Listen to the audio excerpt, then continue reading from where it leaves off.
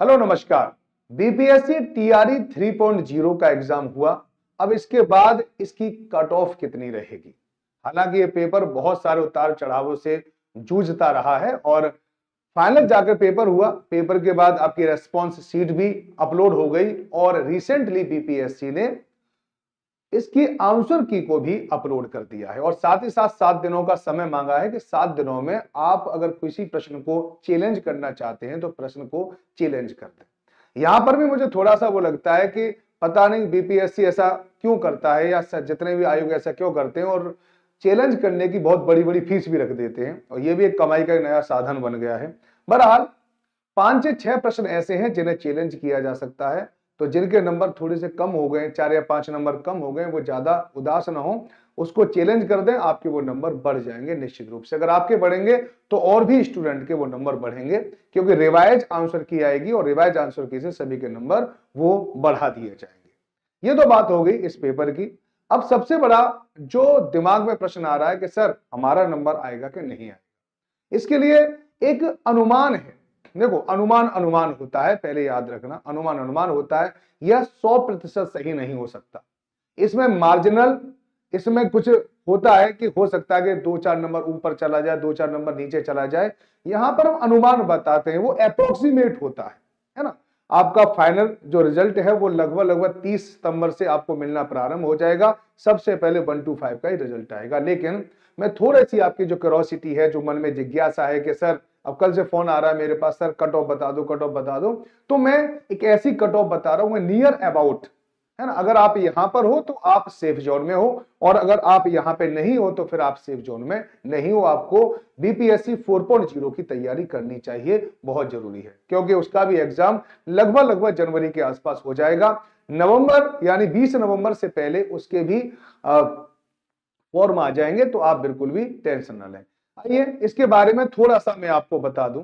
और टीआरई 3.0 को देखें 1 to 5 में तो 28,000 के आसपास यहां पर पद थे और यहां पर 1,60,644 कैंडिडेट ने फॉर्म भरा था। हालांकि इससे थोड़े से कम लोग ही गए थे पेपर देने के लिए, क्योंकि जितने लोग फॉर्म भरते हैं उतने लोग कम से कम फॉर्म यानी एग्जाम देना नहीं चाहते। खासकर 1 to 5 में बीएड वाले अब फॉर्म नहीं भर पाते हैं, तो डिप्लोमा वाले भी होते हैं, तो इनकी बहुत ज्यादा संख्या नहीं होती है। ये बात आप लोगों को पता ही होगा, है ना। अब यहां पर देखें कि इसकी संभावित कट ऑफ कितनी हो सकती है। तो सबसे पहले मैं बता दूं आपको, टीआरई में जो सबसे पहला पेपर हुआ था, लोग तैयार नहीं थे, उन्हें पता नहीं था कि पेपर कैसा होगा, पेपर का लेवल कैसा होगा। तो उस समय पर कट ऑफ देखेंगे तो मेल की कट ऑफ अनरिजर्व की बता रहा हूं, ठीक है। अनरिजर्व से आप अंदाजा लगा देना कि बीसी के थोड़े से कम होते हैं, ईबीसी के और कम होते हैं, एससी के और कम होते हैं और एसटी के और कम होते हैं। इस प्रकार से सीक्वेंस चलता है, 5-5, 8-8 नंबर का आप अंतर इसमें लगा के चल सकते हैं। तो 67 अनरिजर्व की रही थी और महिलाओं की रही थी 57। ये लो गई थी क्यों? क्योंकि पहला पेपर था, पेपर हार्ड था, काफी हार्ड पेपर था, ठीक है। बहुत सारे बच्चे हिल गए थे, ठीक है। फिर भी 67 57 के आसपास यहां पर चली गई थी, है ना।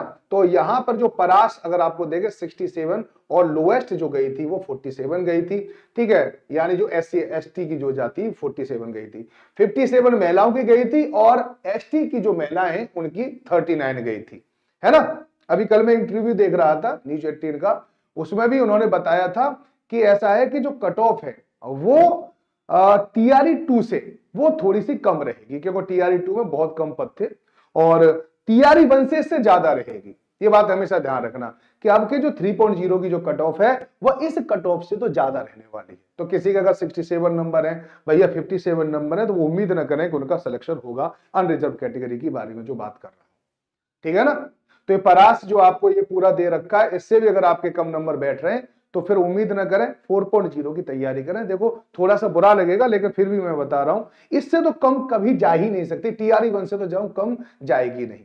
अगर आप टीआरई 2 को देखें तो यहां पे देखोगे कि इसकी जो मेल की जो कट ऑफ थी 88 थी, क्योंकि वहां पर पद कम थे इसलिए 88 थी, है ना। और महिलाओं की 87 थी, यानी बहुत अप थी, यानी 88 नंबर आना ये कोई सामान्य बात नहीं है। ऐसा क्यों हुआ? क्योंकि एक तो जनरली आपको पता होना चाहिए कि पेपर थोड़ा सिंपल भी था पहला, दूसरा क्या था, लोग तैयारी कर चुके थे, यानी 3-3 4-4 महीने के लोग तैयारी कर चुके थे, टीआरई 1 में तैयारी कर चुके थे, टीआरई 2 में तैयारी कर चुके थे, लोगों के पास मौका भी था, पहले उन्होंने पढ़ाई भी करी थी, इसलिए कट ऑफ भी ज्यादा गई थी। और तीसरी सबसे बड़ी बात है कि सीट बहुत कम थी, यहां पर क्या था, सीट भी बहुत कम थी, है ना। अब यहां पर अगर टीआरई 3 की बात करें तो आप देखो, ये टीआरई 3.0 का जो पेपर था वो मॉडरेट पेपर था। कैंडिडेट 2 बार पेपर दे चुके थे तो उन्हें पता थी कि आखिर पेपर आता कैसा है, कहां से पेपर आएगा, कौन सा नोट्स हमें पढ़ना है, कितना हमें पढ़ना है।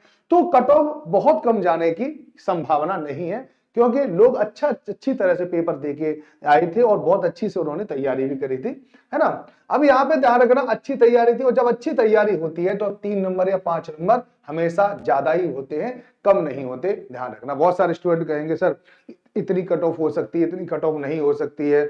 अब वहां पर एग्जाम देके, एग्जाम बैठ के कीजिए तब बात पता चलेगा। बहुत सारे स्टूडेंट ऐसे होते हैं, उनके लिए मैं आपको एक ही जवाब दे रहा हूं कि मैं खुद यूपीएससी के 2 बार इंटरव्यू दे चुका हूं, मुझे पता है कि पेपर कैसे आता है, ठीक है। वहां पर हमारे कितने हमारे क्वेश्चन सही होते हैं और कितने हम गलत करके आते हैं, ये सब नॉलेज है, मैं उसी के अकॉर्डिंग बता रहा हूं। वरना कट ऑफ अगर ये वाली स्थिति ना हो तो कट ऑफ बहुत ज्यादा जाए।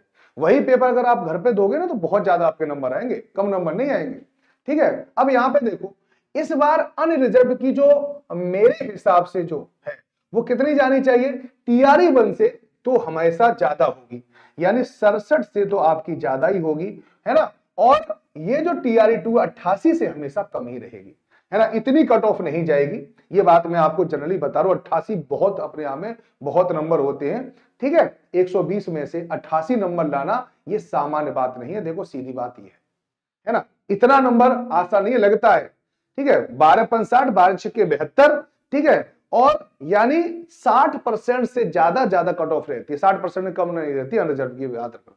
तो 12 60 12 6 72, तो 72 से ज्यादा यानी 12 12 6 72, ठीक है। पता नहीं 12 60 12 6 72 12 7 84, 70% नंबर लाना किसी भी पेपर में किसी के लिए भी एक बहुत बड़ा हार्ड टास्क होता है, ठीक है ना।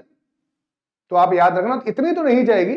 हाँ, ऐसा है कि 65 66 67% के आसपास, यानी 70% से हमेशा आपकी कट ऑफ कम ही रहेगी, ये बात आपको याद रखना।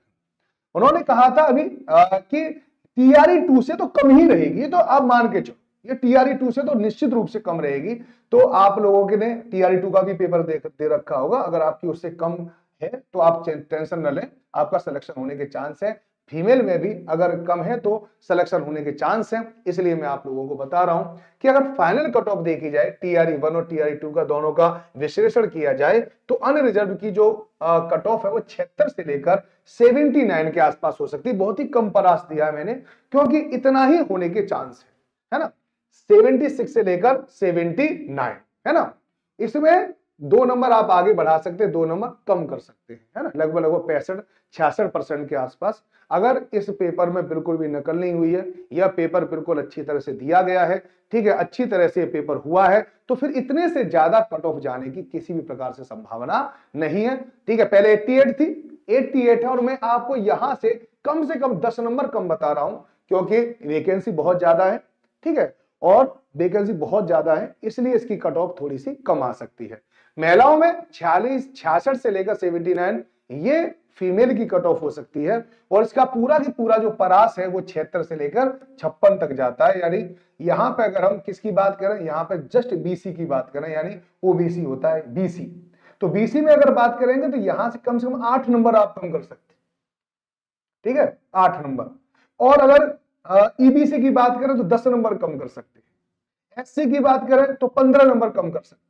इस प्रकार से आप नंबर अगर कम करते जाएंगे तो आपको एक मोटा मोटा अनुमान मिल जाएगा। ये एसटी की मैंने कट ऑफ बताई है, ठीक है। यहां पर ये अनरिजर्व की है, ये तो 76 से लेकर 56 के बीच में, तो अनरिजर्व के लिए तो ये नंबर होना चाहिए, और एसटी के लिए ये नंबर होना चाहिए, और बाकी बीच बीच में आपके नंबर हो 5 5 5 5 6 6 नंबर आप नीचे कर लेना, तो आपको अपने आप ही इसका अंदाजा लग जाए।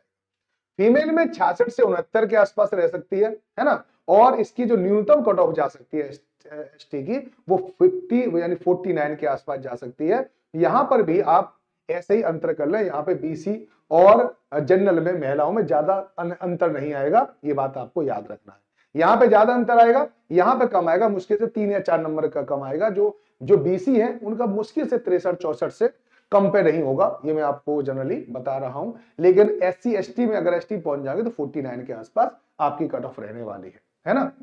इसके अलावा ये मेरा अप्रोक्सीमेट है, अनुमान है ना, ये एकदम सटीक बैठे ये भी कोई नहीं कह सकता, लेकिन हाँ अगर आप इसके आसपास हैं तो आप बिल्कुल सेफ जोन में हैं। अगर आपके कम नंबर है तो BPSC 4.0 आ रहा है, आप BPSC 4.0 की तैयारी में अभी से लग जाएं।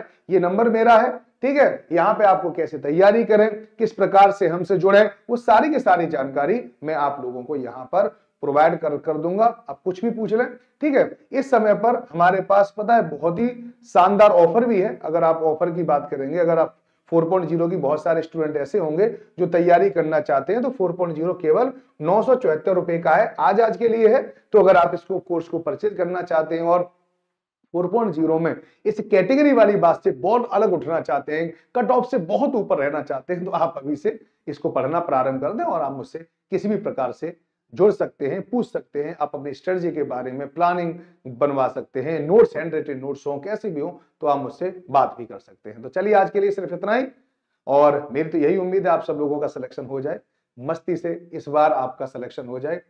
इस बार मैंने अभी अभी बहुत सारे स्टूडेंट को ये एक ओपिनियन पोल भी दे रखा है, इसका भी मेरे पास आंसर आ जाएगा, और जैसे ही आ जाएगा तो मैं एक बार और आप लोगों के पास आऊंगा, इसमें थोड़ा सा संशोधन भी किया जा सकता है। चलिए, धन्यवाद।